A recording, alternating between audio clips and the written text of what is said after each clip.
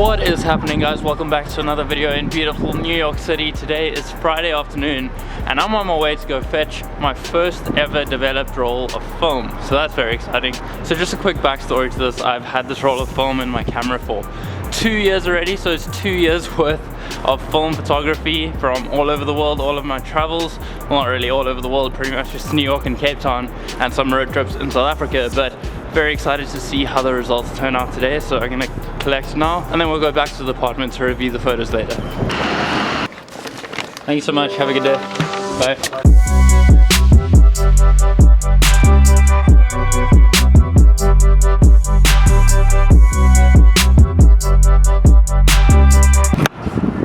Do we think there are wizards on this road?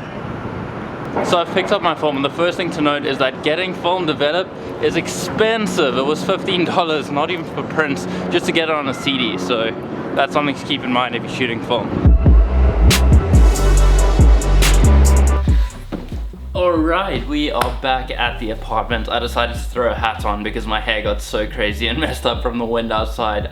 I hope you guys enjoyed that cinematic sequence of a very gloomy day in New York, but still beautiful nonetheless. So without further ado, let's jump straight into a review of the film that we got developed this afternoon, looking at it for the first time. Alright, so jumping into it, this is the first photo that we see. So just a quick backstory on this one. My grandpa actually gave me the camera as well as the film about 3 years ago on a camping trip, and this was the first photo that we took of a tree just to test it out.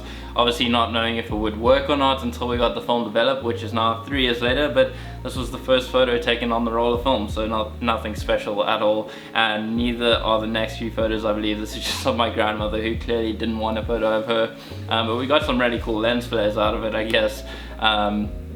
Another film burned. I guess somebody just opened the back of the film camera, so I don't know what was happening there, but this is the real start of the first time I was using the camera, and this was for my first trip to New York when I stayed with Quinn in Brooklyn, and it was just a super snowy day, and the first time I'd properly been immersed in a snow day. We don't really have snow in South Africa, so this was quite a new experience for me, and I just wanted to capture this day as much as I could. And just there was a really cool view across the street of this simple building with the trees coming across covered in snow, and I just thought it was really beautiful, and I think this shot turned out pretty cool. I'm very happy with it.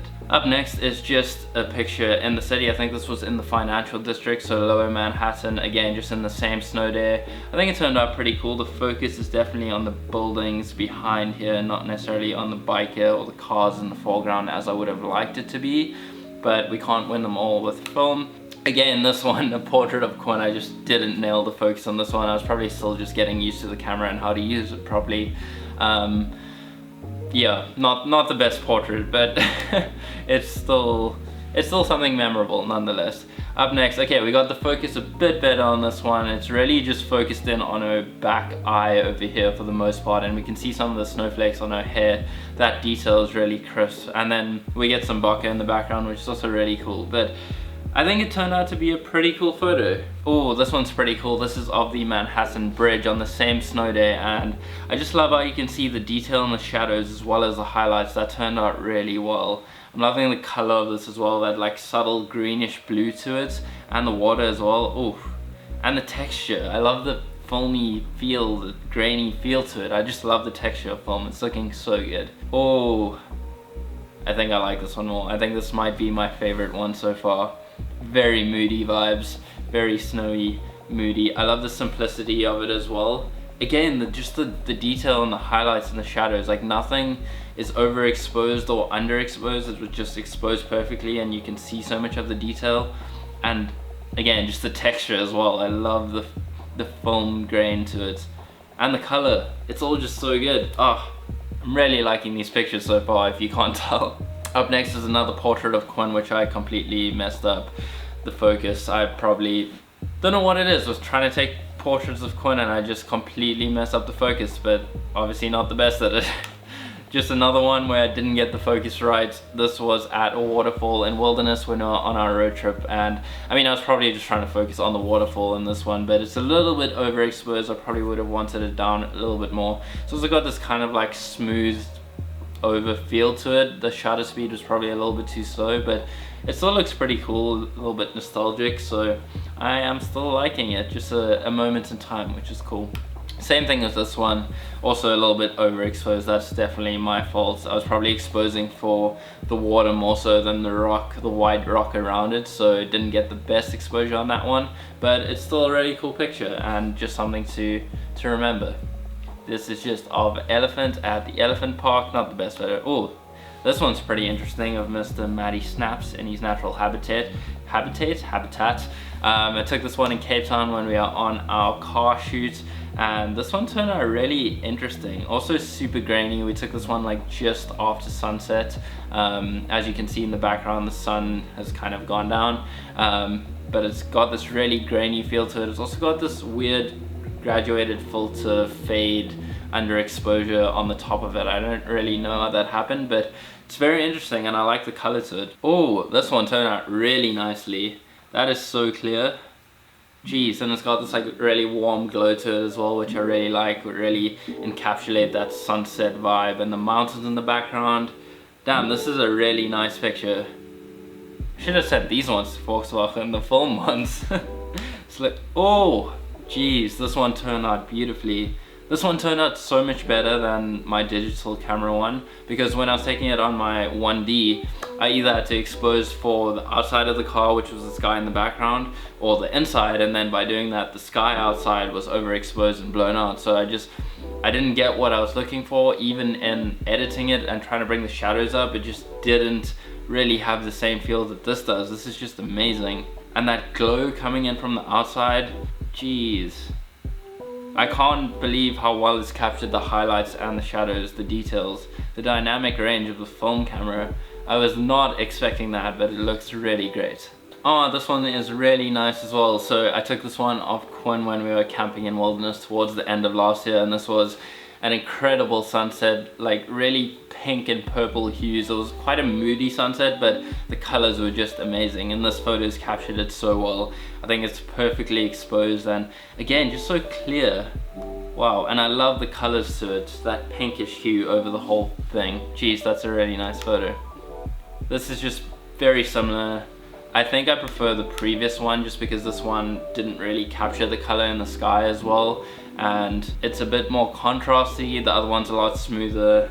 Up next we have the same sunset. This one didn't turn out as well as I would have liked it to. It's definitely not as bright and colorful as it was in real life, but I guess you can't really plan for those things when it comes to shooting film. You just have to take the photo and hope for the best, which is pretty cool, and it still captured it in a unique way that I probably wouldn't have captured it on digital. This was from the same camping trip. This was a hike we did at Robberg Nature Reserve, kind of like a Jurassic Park, end of the world kind of vibe. It was really cool. Quinn seems very pink though. Her tan is very pink, and there's just this like pink glaze over the whole photo.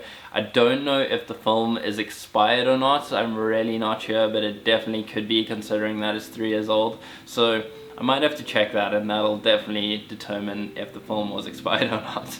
But still a really cool photo nonetheless. Up next we just have Quinn pointing to a rock in the same location. Didn't really capture this one as well as I would have wanted to. Those waves were breaking up against the rock and were probably like double the height of that. It was just insane. Probably the biggest breaks I've ever seen, like hitting a rock. It was crazy. What happened here? I don't know what happened here, but this is really interesting, very unexpected, and that's something I've learned by looking at these very few photos of film. Obviously hearing from what other people have said as well, is that film is just so unexpected. Like, I definitely wasn't intending to get this, but it's just a really interesting result. I don't know what I would use this for. Maybe like a really cool poster that leaves a very nice blank space on the right for text or something. Maybe I'll use it for the thumbnail of this video. We'll see. But again, just loving that texture, the film grain to it. I don't know what happened, but it's very interesting and very cool.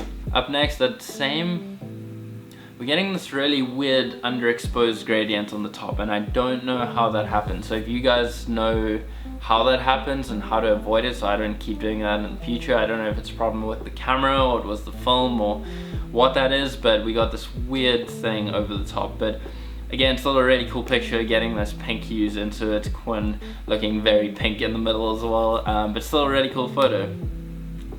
That is cool. Again, very unexpected. I did not expect for that gradient to be over the top, and it's so weird how it's underexposed at the top but then overexposed at the bottom. I don't know how that happens, but it turned out really well, very interesting. It's also really clear, which is cool, but again, still very, very pink, but it's a cool portrait. Let me know what you guys think of the portrait, the composition. I obviously couldn't really do much to the post-processing of it because it is film, so that is what we have, but super interesting once again. Again, we're getting the same thing. Oh, that kind of sucks because I love this photo and I love the composition and the timing of the wave breaking on the rock, but I don't really like the dark gradient coming in from the top. I think it would have been a lot better if it stayed the light blue sky color, so I don't know why it was doing that. Anyway, moving on, this was recently when I was in New York just trying to finish up the roll of film, and this was a shot I took of the bridge in the reflection, just trying to get a different view on the world, a different perspective, looking down in puddles at reflections. And this shot I was trying to do something similar with somebody walking over the puddle, but it didn't really go too well. But we got a cool little doggo at the top left, so I guess that makes up for it. Oh, this one is beautiful. Wow. This one turned out so clear, and the colors as well. And again, the shadows and highlights, the details in the shadows and highlights, there's no overexposure, no underexposure, everything is so clear. We have this cool textured, I don't even know what this is, I don't know if it was on the film itself or how that happened, but it's really cool texture in there. Wow, that's a really nice photo of Manhattan. That could be a framed one. Nice. And then this one is of a train station. We got this really cool lens flare coming across here. I don't know how that happened, and I don't think that would happen on digital for sure, because this was taken like in the middle of the day. Yeah, film is just so cool, and you get these unexpected traits to the photographs that you really don't plan for, but when it's finished developing, it's just like, I don't even know. I don't know how to describe it. Again, this is my first time shooting film, so all of this is really new to me, and I definitely think I would try doing it again. This is the last photo that I took in the series, I'm pretty sure, yeah. So this was of Manhattan on the train going over Manhattan Bridge, so I had to time it really perfectly in between the beam support structures. So a little bit overexposed, but still a really cool shot nonetheless. So yeah, that was my experiments of shooting with film for the first time. I hope you guys enjoyed this video. I hope you liked the pictures that I took. Let me know what you guys thought of the results. What do you think of the pictures, the composition, how they turned out, the unexpected things? Have you guys shot film before? What has your experience been?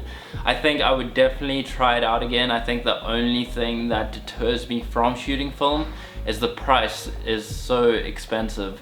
Just getting the roll of film itself could be from $10 upwards, and then getting it developed as well is probably $10 to $20, so it just turns out to be a really, really expensive shoot for only about 30 photos, of which you don't even know will be good when they are developed. So film will definitely be in the picture for me, pun intended, but I don't know if it would be a common occurrence. Unless somebody sponsors me to shoot film, that would be cool. So if anyone out there wants to sponsor me, hit me up, I will take film photos for you. But until then, I'll be sticking with digital. I do have another roll of black and white film, so I'll maybe make another video like this in a few months' time when I take the film camera with me on some adventures, and we will do a review process after that. But until then, I hope you guys stick around for some more videos. If you did like the video, please leave a like. If you're new to the channel, hit the subscribe button. And in the meantime, remember to stay weird, don't die, and make it happen. I'll see you guys in the next one.